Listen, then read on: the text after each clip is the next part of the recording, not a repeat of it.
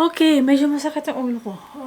Oh my gosh, it's lurking. In Jesus' name, I command you, headache, be gone. Ang daming nag-request sa inyo ng makeup tutorial. So, this is it, pansit. I'm gonna do a wedding makeup today. Skincare muna. The Ordinary Niacinamide plus zinc. Medyo mahapdi siya sa mukha ko for some reason. Next, I'm gonna use this La Mer na treatment lotion.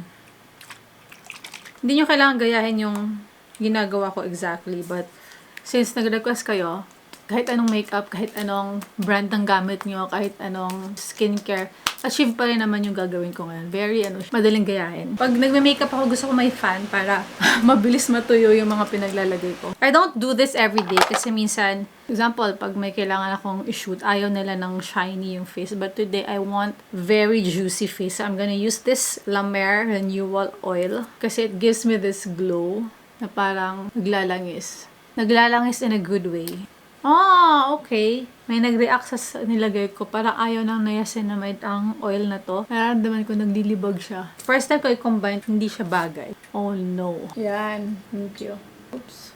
Okay. Tissue holder from Klauhaus, by the way. Actually, itong niacinamide yung culprit. Feeling ko, hindi muna ako magagamit niyan bukas. Nung first ko palang gamit niya, mahapde. Pero lagi kong ginagamit ito and ito na walang problema. So, it means ito yung may problema. Anyway, now that natanggal na yung skincare ko, ayoko na munang maglagay. Baka hindi dumikit yung makeup. Parang ganun yung vibe na nararamdaman ko. It's getting hot.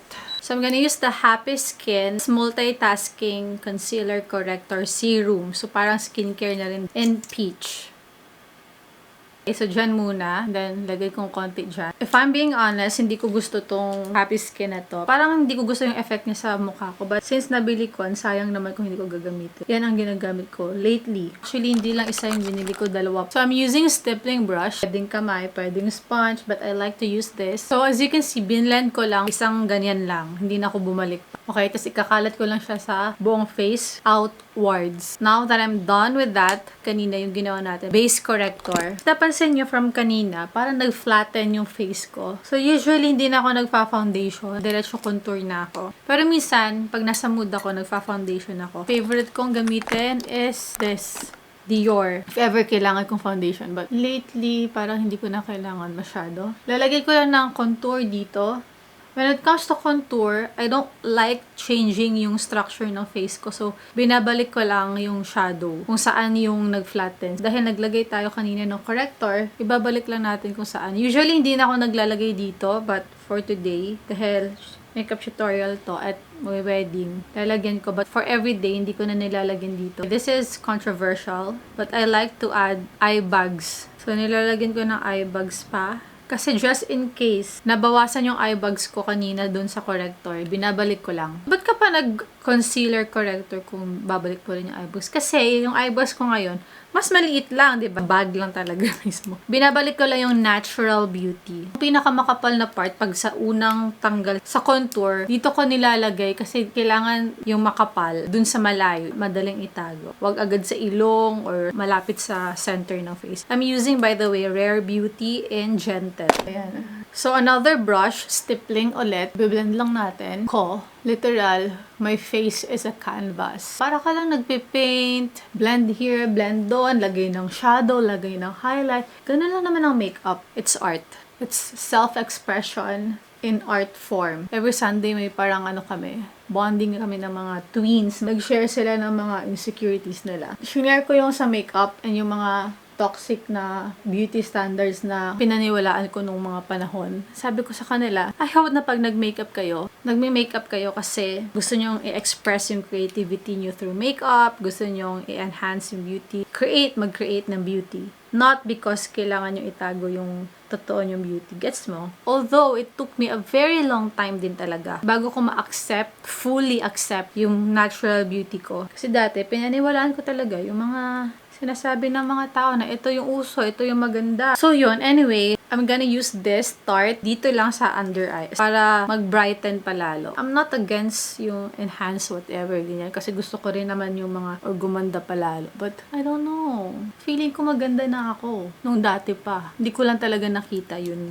Ngayon ko lang siya na-realize na-accept ko yung love ni Lord sa akin. Dati kasi parang hindi ko talaga fully ina-accept yung love niya. Feeling ko, it's not enough. Okay, so dito, lalagyan ko nito. Gagamitin ko tong Rare Beauty 210N. Gusto ko tong Tarte na to. Favorite ko talaga to sa under eyes. Pero ito, mas close to sa natural ko. So, dito naman siya sa chin. Napansin nyo, hindi ako naglagay dito sa noo, no? Kasi ang liit ng noo ko. So, pag naglagay ako dyan, parang kumakapal masyado yung kung ano mang product ginamit ko. So, hindi ko na, ini-skip ko na yan. Dito na lang tayo. Parang painting talaga to. Wala tong parang, nagawa ko na, hindi na pwedeng pa to. So, this is really paint. Ito yung brush na contour. Ibe-blend ko, para subtle lang siya. Yung tipong, nasaan yung contour mo? Hindi mo makita. So, the secret about good makeup is really blending. Although, I must be honest, may mga times na pag nagmadali ako, hindi ko din na-blend ng maayos. So, yung sobra dito, pag na-blend ko na siya sa chin, dito sa jaw, and dito, tsaka ko na nilalagay dito. Parang kung ano na lang yung natira. So, hindi na rin ako nagko-contour dito kasi maliit yun ng mga temples ko. Just binabalik ko lang yung shadow.